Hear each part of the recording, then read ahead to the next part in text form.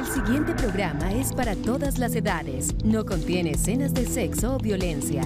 Es apto para toda la familia. Cuenta con el sistema Closed Caption y es financiado con recursos del Fondo Único de TIC. María se levanta antes de que salga el sol, trabaja por su familia y vuelve a casa a hacer cuentas para que todo alcance. Hoy, su historia, como la de más de 2.400.000 colombianos, empieza a cambiar con el aumento del 23% histórico al salario mínimo vital y la recuperación de las horas extras y los dominicales logradas con la reforma laboral. Porque cuando el salario alcanza, la dignidad también regresa a casa. Con dignidad cumplimos.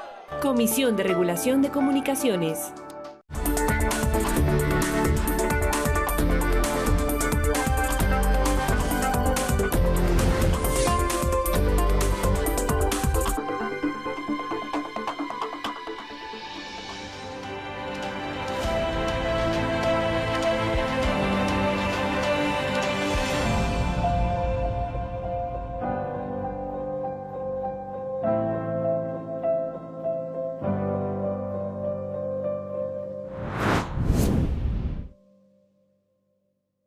Hoy estamos notando que con el gobierno del cambio, las políticas públicas sí le están llegando a los departamentos más olvidados de nuestro país.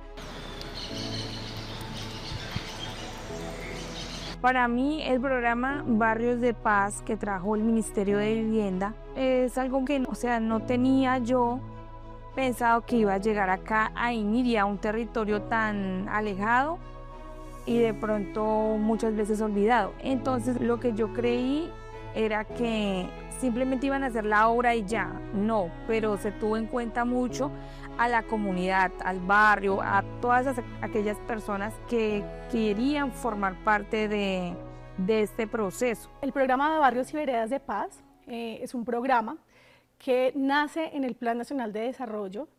Es un programa que está enfocado o que nos permite llegar de manera integral al territorio y materializar un enfoque de política pública de este programa de vivienda que tiene que ver con el concepto de hábitat. Porque no solamente se trata de la vivienda, nosotros somos Ministerio de Vivienda, Ciudad y Territorio.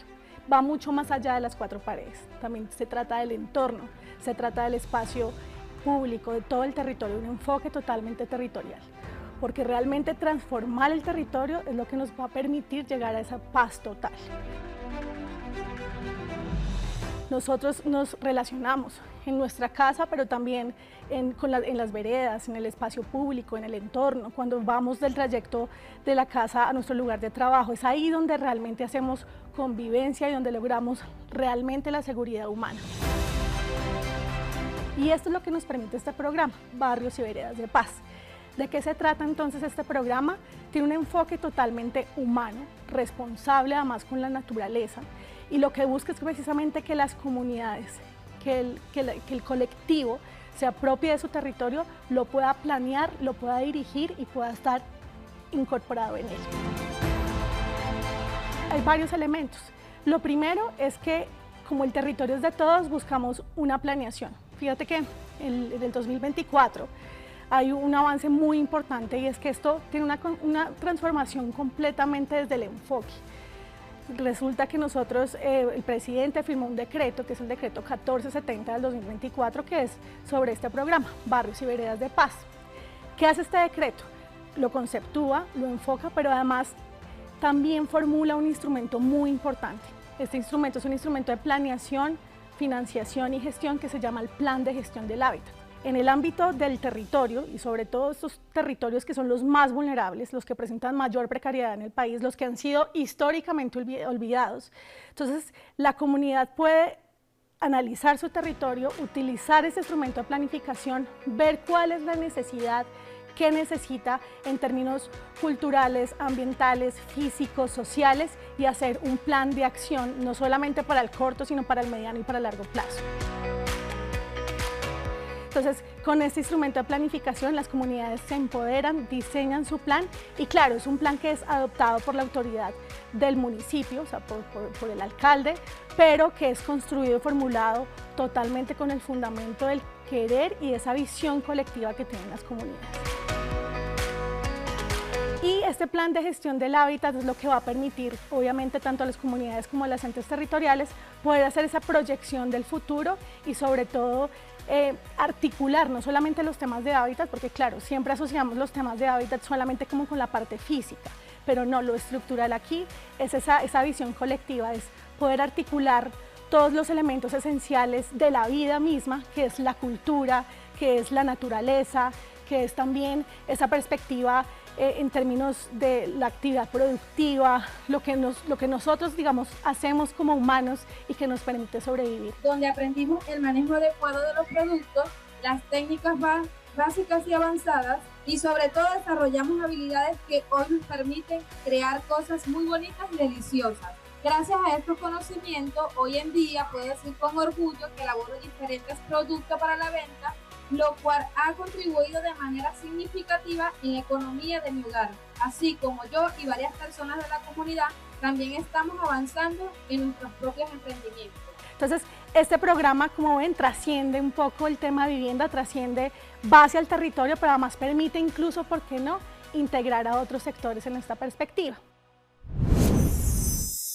Y el Ministerio de Vivienda, Ciudad y Territorio, basado, digamos, como con este es el fundamento de ser, esto es lo que quedó en Plan Nacional de Desarrollo, esto es lo que queda también en este decreto reglamentario, porque lo que busca es eso, para la población más vulnerable, llegar de manera integral, es decir, empezando, mirar cuál es la estructura territorial que tiene pues, determinado barrio o vereda. Ver, por ejemplo, de inicio si se necesita un proceso de legalización en ese territorio, que es como esa primera puerta de entrada. Después de eso, ver qué se necesita para mejorar el entorno, entonces espacios públicos, vías de acceso, mejorar los entornos. Después de eso, además, mirar cómo están sus soluciones habitacionales. Y esto aquí se empata completamente con la nueva política pública también de términos de hábitat y es buscar una solución completa de soluciones habitacionales. Este mejoramiento ha sido excepcional, una subida de ánimo excepcional, no podría explicar fácilmente, es una subida de ánimo que indescriptible. Tradicionalmente siempre pensamos en vivienda nueva, pero resulta que la población de base ya tiene muchas veces ya su solución de vivienda, solo que es necesario mejorarla o darle seguridad jurídica, por ejemplo, titular sus predios o mejorar las condiciones que tienen en su solución interna habitacional o mirar otras alternativas, como por ejemplo la vivienda autogestionada, también mirar la vivienda en arriendo, ¿por qué no la vivienda usada? Entonces, desde conocer el territorio, conocer la población y mirar cuáles serían esas soluciones habitacionales para integrarlas a una estrategia más completa. Y pensando también en no solamente quedarnos ahí, este decreto crea una instancia muy importante que es la Mesa Nacional de Barrios de Paz. Entonces, ¿qué va a permitir eso? Es una vez tengamos comprendido el territorio, miremos las necesidades, miremos las diferentes soluciones habitacionales que se necesitan, podemos llamar también a los otros sectores, a educación, a salud, a transporte y demás, para mirar cómo podemos articularnos en esa gran Mesa Nacional de Barrios de Paz para poder hacer que esta población supere sus condiciones de vulnerabilidad, no solamente en términos de hábitat y vivienda y de agua y saneamiento, sino incluso de otros sectores. Esto realmente es un cambio de paradigma porque realmente es transformar la visión que teníamos de una política tradicional de vivienda a pensar en una política totalmente integral de hábitat, a pensar además en la biodiversidad. Fíjate que esto se complementa, nosotros hemos expedido una serie de decretos, o sea, más de 16 decretos en el Ministerio de Vivienda, Ciudad y Territorio, pensando en el cambio y en la transformación de este enfoque. Desde el Ministerio de Vivienda, Ciudad y Territorio se ha construido la política pública de nuestro hábitat biodiverso, con la estructuración y expedición de 16 decretos y 2 más en proceso, mediante los cuales se permite actuar de una forma diferente, más inclusiva y desde la comunidad como actor fundamental. Por ejemplo, se trata de mejoramiento de vivienda reglamentado por primera vez en el Ministerio, con inclusiones propias de cambio climático, aumento de topes por transporte de materiales en zonas lejanas y para hogares que tengan miembros con movilidad reducida. Asimismo se tiene autogestión, gestión comunitaria del agua, vivienda usada, vivienda diferencial, acción y reconocimiento a recicladores de oficio y basura cero, entre otros, como puesta del gobierno del cambio en nuevas formas de soluciones alternativas del hábitat. El diálogo con la comunidad se materializa a través de la asistencia técnica integral, un mecanismo con el cual construimos confianza, tejemos saberes y reconocemos la diversidad étnica y multicultural del país. No solamente se trata de este decreto, que digamos es como la sombrilla general, sino que también hay otra serie de decretos. Hace poco expedimos el decreto 1341 que habla sobre vivienda y hábitat diferencial. Y es pensando en esa biodiversidad, en las diferentes características. Y cuando uno piensa en la vivienda diferencial, siempre se asocia como al tema arquitectónico, material. No, aquí es mucho más allá de eso. Es pensar en la diversidad del territorio, la geografía, el clima, el ambiente, la naturaleza, reconocer el agua, porque no hay que olvidarnos que nuestro marco más grande es el ordenamiento territorial alrededor del agua. Entonces es reconocer el agua como ese eje articulador en el territorio, el que además es un elemento central para poder reconocer las diferencias ambientales, la naturaleza, y no solamente el tema territorial ambiental, sino cultural, porque además las poblaciones se asientan y tienen unas tradiciones, de una perspectiva cultural, unos desarrollos económicos y productivos, y eso también hace parte de reconocer ese hábitat diferencial. Entonces, es lo arquitectónico, es lo territorial, pero también es lo poblacional. Hemos venido reflexionando sobre lo que significa la asistencia técnica, que es la forma en que se relaciona el Estado con la ciudadanía. En ese sentido, hemos logrado pasar de entender la vivienda como 4 paredes a un entorno que es lo que hemos llamado nuestro hábitat biodiverso. Es decir, entendemos la geografía, entendemos la cultura, entendemos los usos, las costumbres, la identidad, y diseñamos de la mano de las comunidades para poder garantizar que en la etapa de ejecución las viviendas que estamos entregando hoy, desde el extremo norte hasta el extremo sur del país, están representando las culturas de los departamentos, sus poblaciones, sus comunidades, sus historias y sus identidades. La memoria es importante, y por eso pasar de un enfoque que entiende la vivienda en todo su entorno, en la relación con su realidad, es mucho más importante que entender la vivienda como 4 paredes. Entonces, si integramos esos 3 elementos fundamentales, podemos hablar de hábitat de vivienda diferencial, que con ese gran decreto de barrios y veredas de paz vamos a poder de verdad materializar ese concepto de hábitat, tanto que nos ha insistido nuestro presidente en incorporar precisamente esa integralidad. Pero lo más interesante es que este reconocimiento lo estamos pensando en la población que históricamente ha sido olvidada, es decir, en esa población vulnerable, que además tiene unas condiciones de pobreza, de precariedad, que estamos seguros además que con este tipo de enfoque vamos a poder apoyarlos en superar esas condiciones. Pero lo más importante, y es que al precisamente generar este tipo de espacios, este tipo de transformación territorial, estamos totalmente convencidos, y esto ha sido estudiado, es que vamos a lograr esa paz total y esa paz territorial.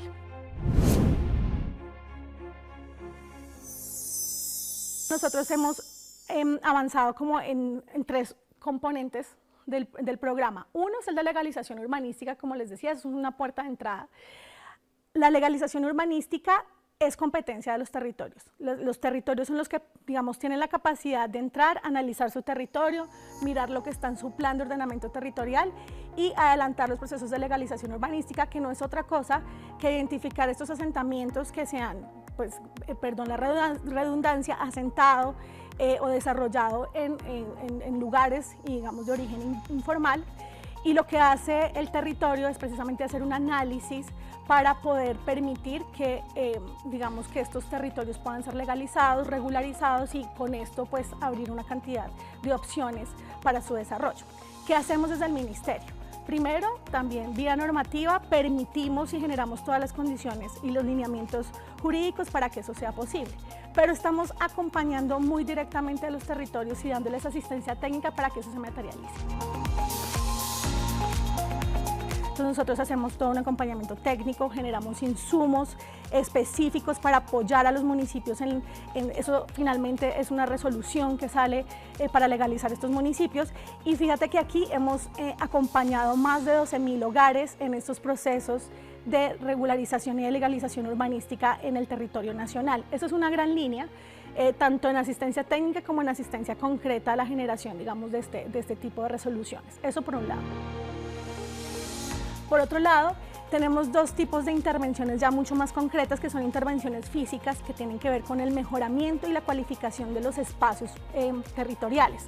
Esto es la generación de espacios públicos, de parques recreodeportivos, y a un poquito mayor escala el mejoramiento integral de barrios. Son dos componentes que, digamos, el mejoramiento integral de barrios genera espacios públicos y también se complementa con la intervención de algunas vías y, digamos, como de integración precisamente de espacios. Es una escala mucho más grande de proyecto, pero que tiene, digamos, como el mismo sentido de generación de mejorar y cualificar estos espacios. Aquí lo interesante en estos dos componentes no es tanto como la infraestructura como tal, no es solamente la generación de la infraestructura física, sino es la infraestructura como un medio para, porque esto va acompañado, aparte de las obras, va acompañado de varios elementos. Lo primero y fundamental es la participación de la comunidad. Desde el mismo diseño, o sea, la comunidad es la que nos acompaña y es la que formula desde el diseño de los espacios públicos qué es lo que quiere. Si se quiere un espacio, por ejemplo, para los adultos mayores, o se requiere más un enfoque deportivo o cultural deportivo, o sea, según la necesidad y también las características propias del enfoque diferencial que ahorita hablábamos. Desde esa perspectiva cultural es la misma comunidad que diseña y hace parte activa en los diseños de esos espacios públicos. Eso primero. Pero segundo, es que no solamente es en el diseño y luego el desarrollo, la construcción de la obra, sino que desde el momento cero se identifican esas oportunidades, esas vocaciones productivas de la comunidad. Muchas veces tienen que ver con emprendimientos, por ejemplo, en temas de gastronomía o el conocimiento ancestral en el tema de artesanía. Y lo que se hace es que durante precisamente el desarrollo de este proyecto se acompaña, se fortalece, se capacita para apoyar, digamos, la cualificación de estos oficios, de estas tareas, con esos talentos que tiene la población, y se hace una ruta de sostenibilidad. Es decir, que la población participa activamente en esas capacitaciones, esos fortalecimientos, para que después incluso pueda tener una sostenibilidad esa comunidad. Eso es un segundo elemento muy importante. Entonces, fíjense que no solamente se trata de un tema de espacio público y de obras, sino de también mejorar y fortalecer las capacidades productivas de la población.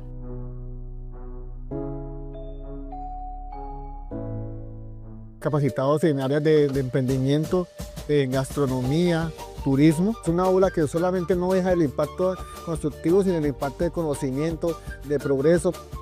Algo muy importante que nos ayudó todos estos programas fue a fortalecer nuestras capacidades. Uno de los elementos más importantes dentro de todos estos proyectos, más allá de la infraestructura, más allá de los diseños mismos, es poder trabajar con las comunidades. Y trabajar con las comunidades es identificar sus necesidades, su enfoque cultural, pero sobre todo algo que para la sostenibilidad sea concreto, y es su elemento productivo. Es reconocer en las comunidades cuáles son sus talentos, cuáles son sus vocaciones, cuáles son esos elementos que realmente pueden ayudarles en sus economías internas. Y esa es la economía popular. En esos territorios ya hay una economía y un mercado que se mueve internamente en estos territorios, que les da sustento además y les da calidad de vida. Entonces, poder reconocer esos talentos y esas vocaciones productivas es lo que permite que se movilice y que haya ingresos para esta población, y que además esto sea totalmente sostenible en el tiempo. Y esa es la economía popular, esa es la base, y creo que lo que le da vida precisamente a estos proyectos no solamente es la integración física, como lo digo, obviamente el reconocimiento y el respeto profundo por la naturaleza, pero también de base reconocer la actividad humana, reconocer la actividad económica, y eso es lo que permite hacer integración no solamente de esas comunidades al interior, sino porque de esas comunidades hacia otras comunidades, hacia otros barrios y veredas, comercializar sus productos, hacerlos potentes y hacer que esa economía sea la que realmente aumente y le aporte al PIB nacional. Esa es la economía popular de base.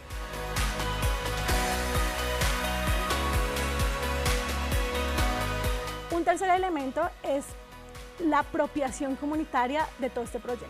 Entonces aquí la identificación de los líderes tanto para que hagan veeduría de ese proyecto, para que hagan seguimiento desde el diseño, la ejecución, la entrega y demás, es muy importante.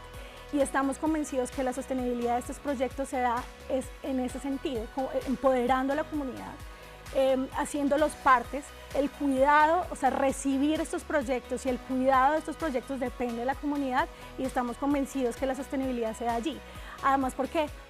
Y ese es el cuarto aspecto, es porque la paz territorial se consigue precisamente empoderando a las comunidades, haciéndolos, enfocando en temas de convivencia, de seguridad y generando que estos espacios sean realmente un punto de encuentro, de integración y de un tema colectivo, precisamente para lograr esa seguridad y esa paz total. Entonces, aquí hemos beneficiado más de 60.000 hogares con proyectos que tienen que ver con este mejoramiento y cualificación de los espacios.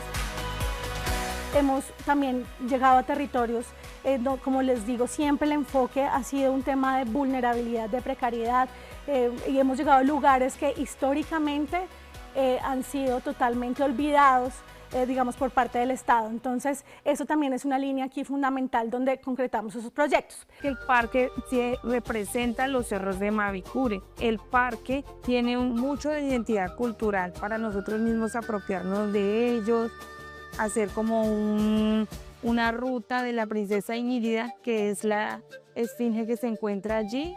Está el árbol, el solo que representa la naturaleza y la tierra de acá, tierra de muchas aguas. En Puerto Inírida nosotros hicimos un proyecto de espacio público en este territorio donde además está un elemento emblemático y es la princesa Inírida. La flor de Inírida que todos conocemos, por ejemplo. Entonces esto fue un parque recreativo deportivo que ha significado mucho para la comunidad porque es un punto de encuentro. La comunidad tuvo la oportunidad de diseñar este parque y acá involucramos en el diseño y ya en la ejecución elementos tradicionales de la comunidad. Sabemos que es una comunidad además que tiene, por ejemplo, utiliza sus fibras naturales, todo el diseño en torno a la princesa Inírida, en todas las costumbres y la cultura quedó impreso en este territorio. Va a ser un punto muy importante, no solamente de encuentro para las comunidades, sino incluso para mostrar a la nación y al exterior. Entonces, este fue un caso muy emblemático. Entonces, fíjense que un territorio como Puerto Inírida, con toda esa riqueza cultural, ha sido un caso emblemático. También estuvimos, por ejemplo, en Valle del Guamués, en Quibdó. Hemos estado en territorios que realmente han sido totalmente vulnerables y vulnerados históricamente y que han significado un punto de encuentro y de paz territorial. Hemos llegado también, por ejemplo, a Quibdó, hemos estado en Valle del Guamués, Putumayo, hemos estado también en La Guajira, estamos también proyectándonos para estar en Nariño, en todo lo que es el Pacífico, o sea, en esos territorios y en esa Colombia periférica donde históricamente no hemos llegado, generando ese tipo de espacios, en Turbo, en Necoclí, en, por ejemplo, los asentamientos informales, por ejemplo, en Montería, o sea, siempre, digamos, pensando en las periferias, tanto del país como de los territorios y de las ciudades. Ahí es donde hemos llegado y donde hemos empoderado o hemos acompañado el empoderamiento, porque realmente son las comunidades las que se empoderan, sino que hemos acompañado ese empoderamiento que tienen las comunidades. Y además, lo más hermoso de todos estos procesos no solamente es las infraestructuras que quedan, que eso da mucha dignidad, eso es un tema de dignidad humana, sino es la apropiación y la protección que genera para las comunidades de estos territorios. Como lo decíamos, es una forma de transformar, es una forma de cambiar el chip y la forma de pensar de cómo se hace el ordenamiento territorial. Esto incluso va mucho más allá porque siempre pensamos que la planificación es un proceso de planificación arriba y luego se concreta en el territorio y al revés. Lo que estamos tratando es que haya un enfoque totalmente transformador y es que el ordenamiento territorial se tiene que hacer con la comunidad, de base con la comunidad y además conociendo totalmente el territorio. Y no lo conocemos desde el nivel central, no lo conocemos desde una oficina en Bogotá, sino se conoce es desde los mismos pobladores, desde esas mismas necesidades, y eso es lo que permite esos procesos de planificación se hagan totalmente luego reales, como estamos viendo en estos casos concretos y emblemáticos que estamos convencidos que generan transformación, generan un cambio de paradigma, pero ya generan una transformación territorial.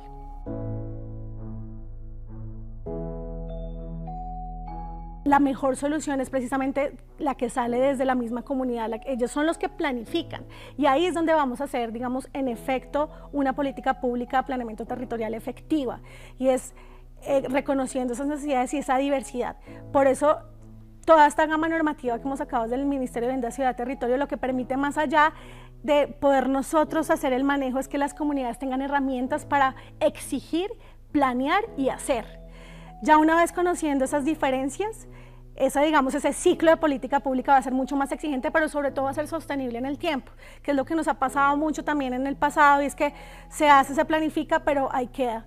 Entonces esto es lo que realmente va a poder empoderar, porque son las comunidades las que van a poder realmente hacer que se hagan las cosas, pero también mantenerlas en el futuro y, ¿por qué no?, pues llegar obviamente a un objetivo más importante que tenemos en este programa Barrios y Veredas de Paz, que es poder decir que transformando el territorio, transformando desde las comunidades, es que realmente llegamos a esa paz total.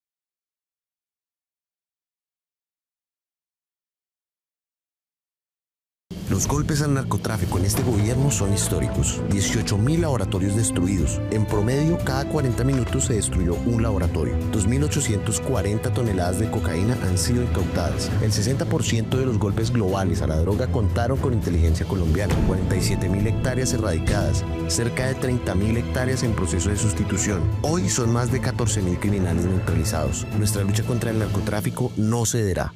Comisión de Regulación de Comunicaciones. Este contenido fue financiado con recursos del Fondo Único de TIC.